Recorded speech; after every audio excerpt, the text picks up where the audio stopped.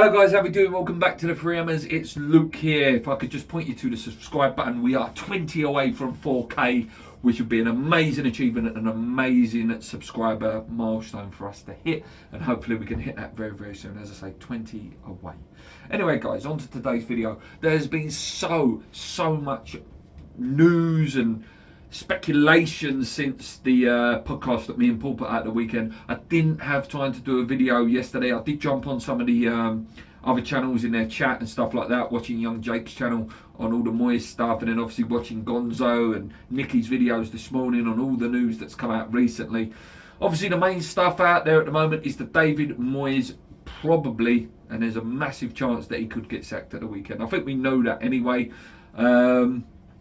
But last night, obviously, most of you would know by now, betting company Betfair came out and said that they had suspended all bets on David Moyes being sacked and being replaced by Rafael Benitez. Listen, I want Moyes to go. I think it is time for him to go. I think this has not been a knee-jerk reaction in any sense of the imagination. This has been going on since January last year. Yes, we had our fantastic European campaign that everyone likes to throw at the YouTube channels, but it is just not good enough. There's no fight there anymore. There's a lack of leadership. There's a lack of ideas, and I would like to see Moyes go. When I see things on TalkSport from Martin Keown telling us that our identity is 4-4-3, and actually when pushed on that question, he didn't have an answer, and saying that West Ham fans were moaning and that we're very negative, when actually no, all we're saying is it has gotten to the point now, where we can say goodbye to Moyes and say thank you for what he's done. But the longer this goes on, he's just tarnishing his own legacy and his own memories at West Ham.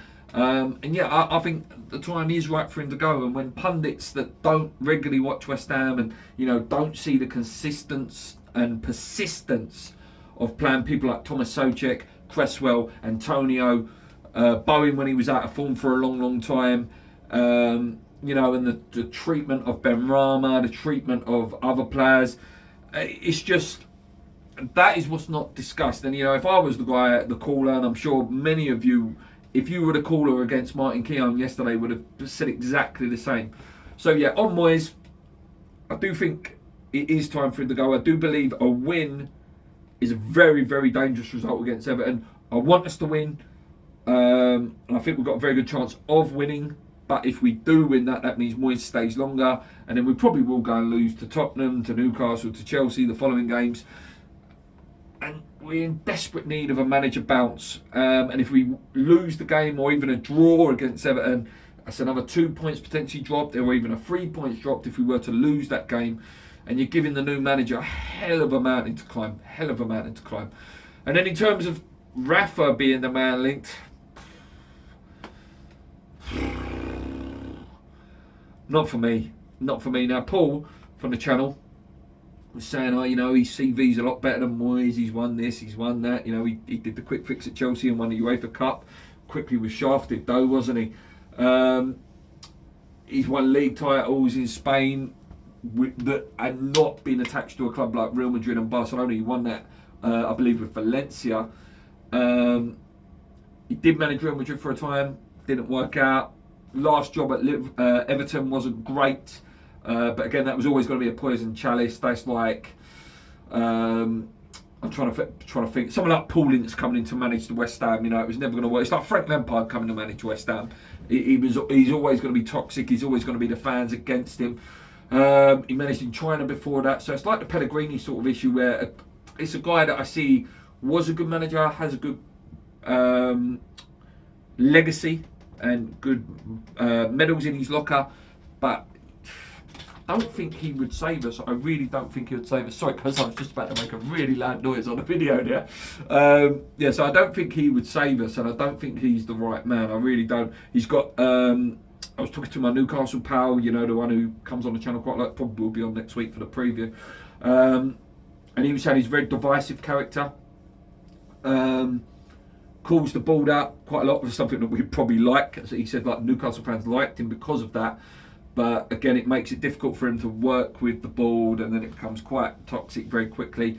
His man management skills are not too great. He's quite a defensive style manager as well, again, tiki-taka stuff. yeah, I don't know. Listen, if he does come in, we'll get behind him. Hopefully, he can if he gets a tune out of Scamacca, Paqueta, starts playing Flynn Downs and stuff like that, and maybe brings in a couple of his own players if he's got the time to.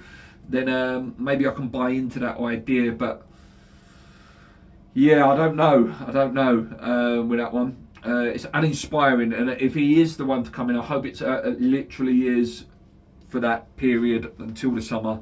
Then in the summer, if we were to start, or even if we were to go down, they're looking to bring in a new manager that's going to either take us on in the Premier League or be able to bounce us out of the Championship. So yeah, I'm not too keen on that. I have to say that if you're pushing me, I think I'd rather have Dyche, because I think, and I don't want Dyche. Please read my lips for all those people that are going to comment. I do not want Dyche, but I would prefer Dyche if we were to lose to Everton and it was forget about performances, forget about trying to become a more expansive, attractive football team for 6 months, and just someone who could potentially get the results out of the team, then that's the man you would probably go for. I don't want him, and please do not put those words in my mouth, but that is the situation we would be in.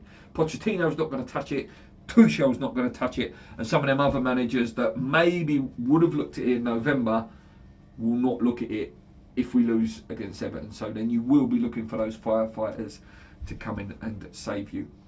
So yeah, obviously the other thing was Moyes' little podcast thing he did on and admitting about Julian Alvarez turning him down.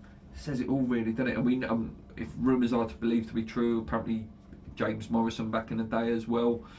So yeah, he's got a history for it. And it's a shame, that Alvarez, for me, I've been calling it for a while, in work chats and, with my mates and stuff, saying that for me, he reminds me of the new Aguero. He's got that same sort of aggression, finishing ability, very technical player.